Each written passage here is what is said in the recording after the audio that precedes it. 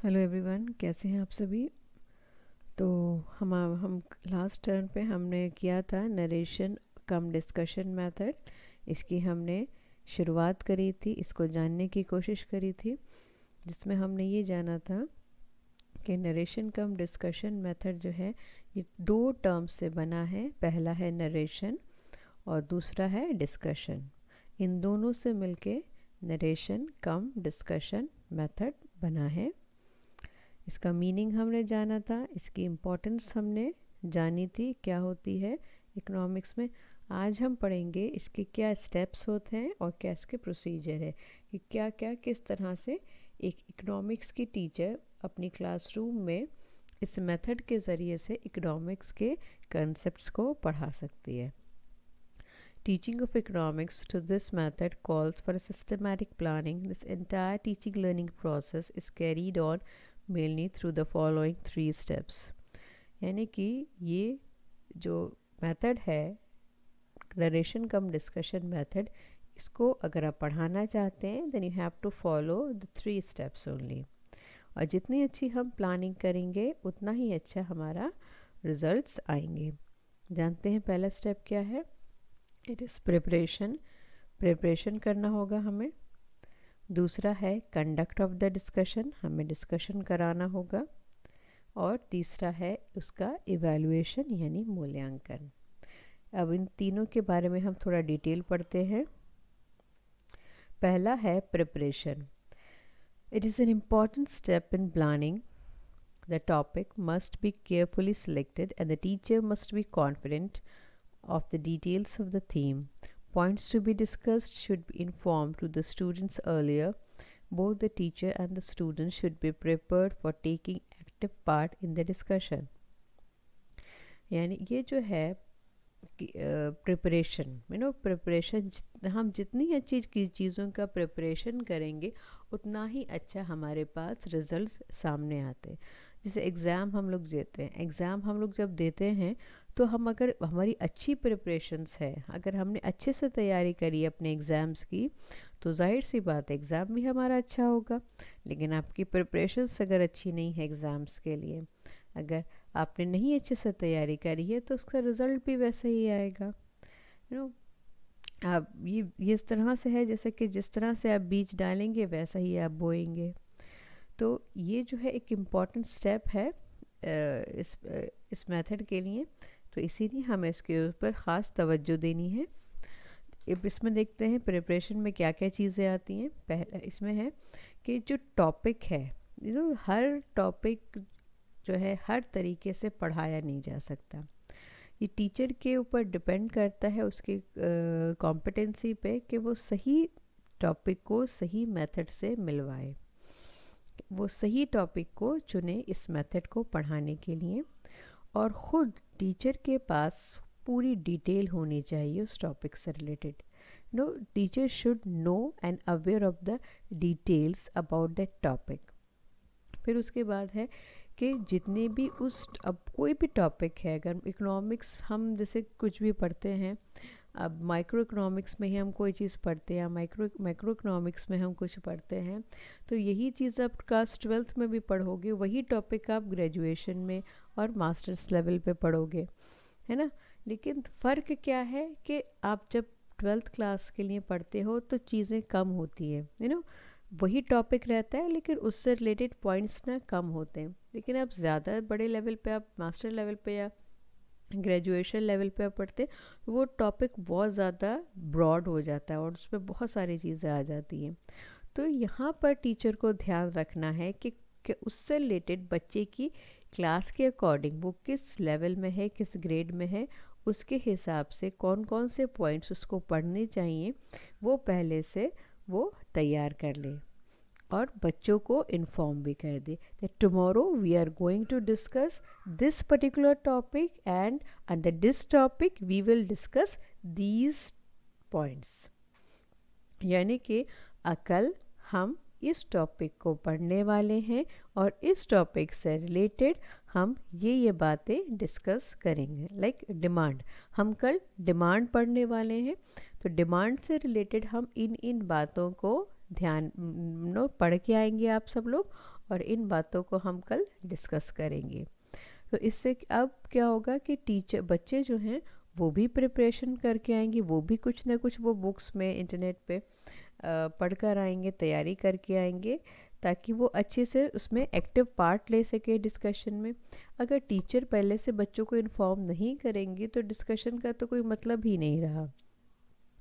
You know अगर हम चाहते हैं कि एक अच्छा डिस्कशन रहे, एक ऐसे हमारे पास स्टूडेंट्स रहें जो कि वेल इन्फॉर्म्ड हो, जो जिनके पास कुछ जानकारी हो, तो इसके लिए टीचर के लिए ये बताना ज़रूरी है कि वो कल क्या पढ़ डिस्कस करेंगे और उनको क्या पढ़कर आना है। जब ये हम काम कर लेंगे तो बच्चे डिस्कशन में एक्टिवली पार्टिसिपेट करेंगे। तो ये था हमारा प्रिपरेशन पार्ट। नेक्स्ट स्टेप आता है conduct of discussion. This step is most significant part of this method. It includes arrangement of seats, maintenance of discipline, initiation and presentation of the topic. Students participate in a free and informal atmosphere. All the students should be encouraged to participate in the discussion and express their point of views without hesitation. It is an experience in cooperation, not in competition. अब ये conduct of discussion है जहाँ पर हमें discussion कराना है। तो यहाँ पर जो है ये सबसे ज़्यादा इम्पॉर्टेंट, तो this is the heart of this method. ये जो स्टेप है ये हार्ट है, ये दिल है इस मेथड का। और जिस तरह से हमारा दिल जो है धड़कता है तो हम ज़िंदा रहते हैं, हमारा दिल सही काम करता है तो हम ज़िंदा रहते हैं। इसी तरह से अगर हमारा ये स्टेप काम कर गया तो हमारा ये मेथड भी सक्सेसफुल हो गया। तो इसमें देखिए सब कुछ आ जाता है and includes each and everything, चाहे वो सीट्स का अरेंजमेंट हो, चाहे वो डिसिप्लिन का मेंटेनेंस हो। No, discipline something which is very important, क्योंकि अक्सर जब हम डिस्कशंस कराते हैं क्लासरूम में बच्चे होते हैं तो कहीं ना कहीं चीज़ें हीटअप हो सकती हैं, तो उसलिए बहुत ज़रूरी है कि टीचर डिसिप्लिन मेंटेन करवा के रखें। Initiation and the presentation of the topic, कि टीचर जो है किस तरह से टॉपिक को इनिशिएट कर रहा है, उसकी शुरुआत कर रहा है और किस तरह से वो प्रेजेंट कर रहा है। स्टूडेंट्स का पार्टिसिपेशन फ्री और इनफॉर्मल एटमॉस्फेयर में, कि किस तरह से बच्चे जो हैं एक फ्री एटमॉस्फेयर, एक इनफॉर्मल एटमॉस्फेयर बच्चों को हमें इन्वायरमेंट हमें पहुंचाना है। अगर बच्चे जो हैं डरे हुए होंगे, सहमे होंगे, हेजिटेशन उनके अंदर होगा, डर होगा, शर्म होगी किसी भी तरह की, तो हमारा ये जो मकसद है वो हमारा पूरा नहीं होगा। इसीलिए ये टीचर को पहले से इंश्योर करना है कि उस जब वो डिस्कशन हो रहा है, पढ़ा रही हैं वो, तो बच्चे जो है फ्री और इनफॉर्मल एटमॉस्फेयर में बच्चे अपने आप को फ्री महसूस करें कि हाँ वो इसमें पार्टिसिपेट कर सकते हैं। अगर कुछ गलती हो तो कोई बात नहीं, teacher is there to deal with everything. All the students should be encourage to participate in the discussion. सभी बच्चों को ज़्यादा इनकरेज करना चाहिए टिचर को कि वो उसमें इनकरेज करें। डिस्कशन में और नरेशन कम डिस्कशन में कि बहुत बड़ा जो डिफरेंस है और बहुत बड़ा एडवांटेज है नरेशन कम डिस्कशन मेथड का डिस्कशन के ऊपर, वो क्या है कि इसमें हम सारे बच्चों को पार्टिसिपेट करा सकते हैं। लेकिन डिस्कशन में क्या होता है कि हम बहुत मुख्तसर, बहुत कम बच्चों को ही पार्टिसिपेट करवा सकते हैं। लेकिन नरेशन कम डिस्कशन में पूरी क्लास आ जाती है, all the students can participate. यहाँ पर हम जैसे जानते हैं कि क्वेश्चन आंसर वाली बात होती है, तो जो चाहे क्वेश्चन कर सकता है, जो चाहे आंसर दे सकता है। It is an experience in cooperation not in competition. ये भी एक बहुत इम्पॉर्टेंट स्टेप है यहाँ, कि यहाँ पे किस तरीके बात है यहाँ कि यहाँ पे किसी तरह का कंपटीशन नहीं है, यहाँ पर सिर्फ कॉपरेशन है, एक दूसरे के साथ कॉपरेशन के साथ एक्सपीरियंस वो गेन करते हैं। यहाँ पे टीचर को ये जो अपना एम है, ये बात जो है, ये पहले से बच्चों को यहाँ पे इसको क्लियर करना है कि here we are not in competition. यहाँ पे किस तरीके से आपको कंपटीशन नहीं कराया जा रहा है, तो एक दूसरे के अंदर वो कॉम्पिटिटिव स्पिरिट वाली आप भावना नहीं लेके आए। आपको यहाँ पर हम एक दूसरे के साथ मिलके, एक दूसरे के साथ कोऑपरेट करके हम सीखेंगे।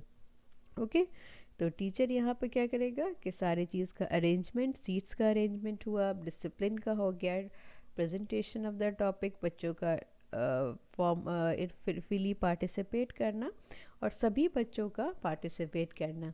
नो क्वेश्चन एंड आंसर्स के थ्रू टीचर क्वेश्चंस करते हैं, बच्चे आंसर करते हैं, बच्चे क्वेश्चन करते हैं, टीचर आंसर करते हैं, बच्चे क्वेश्चन करते हैं, बच्चे ही आंसर देते हैं ना। Okay, these things happens in this method. और जहाँ बच्चे कहीं गलत हैं, जहाँ बच्चे कहीं इनकम्प्लीट इन्फॉर्मेशन दे रहे हैं, जहाँ बच्चे कहीं वो हो रहे हैं, वहाँ पर टीचर का रोल है। The teacher will supplement in elaborate the answers given by the students. अब आता है एवेल्युएशन। अब सारे बच्चों अब यहाँ पर सिर्फ टीचर का ही रोल है, यहाँ टीचर का रोल है। इसका मतलब क्या है कि अब बच्चों उनको जितनी इन्फॉर्मेशन उनको देनी थी, जितना वो जानते थे, वो सब कुछ वो दे चुके हैं, आपस में सब कुछ उन्होंने डिस्कस कर लिया है। अब टीचर को क्या करना है कि जहाँ बच्चे गलत थे, जहाँ बच्चों के डाउट्स थे, जहाँ टीचर को लगा कि हाँ ये इससे रिलेटेड बच्चों के पास फॉल्स इन्फॉर्मेशन है, गलत इन्फॉर्मेशन है, वहाँ वो टीचर उसको करेक्ट करेगी। जहाँ उसको लगा कि ये जो था एक डिफ़िकल्ट एरिया था, यहाँ इस चीज़ को बच्चों ने सही से, ज़्यादातर बच्चों ने इस चीज़ को सही से नहीं समझा है, तो टीचर उस डिफ़िकल्ट एरिया को वो डील कर सकती है और उसको अपने तरीके से वो उसको समझा सकता है। फिर है changing attitudes and developing interest. Changing attitude का मतलब यह है कि सारे बच्चों का, जिन बच्चों ने पार्टिसिपेट नहीं किया है, उन बच्चों का एटीट्यूड में चेंजेस आना है। क्या चेंजेस आना कि वो भी जो है नेक्स्ट टाइम जब इस तरह की कोई एक्टिविटी हो तो वो भी पार्टिसिपेट करें, उनके अंदर भी इंटरेस्ट डेवलप हो इस तरह की एक्टिविटीज़ में, प्लस सब्जेक्ट में, वो हमारे सब्जेक्ट में इंटरेस्ट लें। All these objectives are evaluated at this stage and measures are taken for making up the deficiencies if any. Okay, तो जहाँ पर जो भी कमी टीचर को लगेगी वो उस चीज़ को पूरा करेंगी और जो वो देखेंगे कि मेरे उनके जो ऑब्जेक्टिव्स थे उन्होंने कहाँ तक अचीव किए हैं कि नहीं किए हैं। So with this step the narration come discussion completes. अब आते हैं रोल ऑफ द टीचर। ये बहुत इम्पॉर्टेंट स्टेप है कि टीचर का क्या रोल है, किस टीचर क्या योगदान है, वो हम यहाँ पर जानेंगे।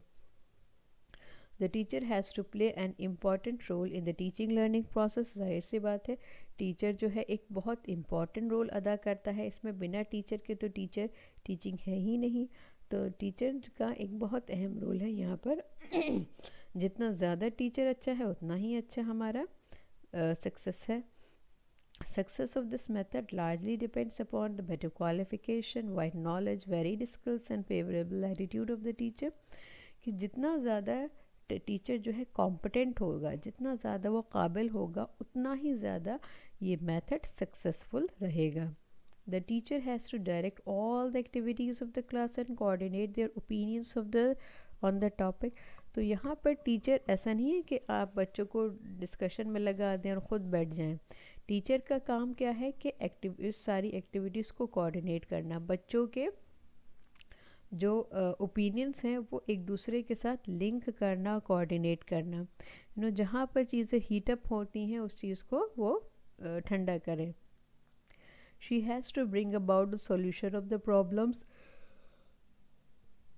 faced and truths out of the controversial arguments। तो यहाँ पर जो भी बच्चों के प्रॉब्लम्स होंगी, जो वो नहीं समझे हैं, उसको वो समझाएं, उसको वो ठीक करें। और फिर उसके बाद है कि जो कंट्रोवर्शियल आर्गूमेंट्स रहे हैं उन सबको वो हटा के सही बात को लेकर आएँ, सच्चाई को लेकर आएँ। She is required to play the role of the director or the manager of the whole show and take all the steps for ensuring realization of the learning objectives।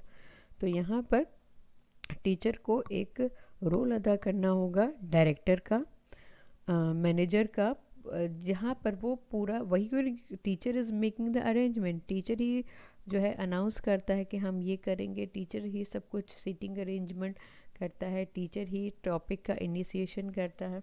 Everything a teacher is going to do. तो इसीलिए हम कह सकते हैं कि teacher क्या है, she is the manager of the whole show. जिस तरह से एक शो का मैनेजर होता है, वो सब चीज़ें अरेंज करता है, इसी तरह से टीचर भी यहाँ पर सब कुछ अरेंज कर रहा है। तो एक कॉम्पिटेंट टीचर, जितना ज़्यादा एक टीचर कॉम्पिटेंट होगा, काबिल होगा, उतना ही सक्सेसफुल ये मेथड रहेगा, उतना ही सक्सेसफुली इस मेथड के ज़रिए से बच्चे इस अपने उस टॉपिक को, इकोनॉमिक्स के उस टॉपिक को, जो भी टॉपिक पढ़ाया जा रहा है उसको अच्छे से समझ पाएंगे। तो with this we are finishing today's lecture, and in the next video we will conclude this method, narration cum discussion. अपना ख्याल रखें।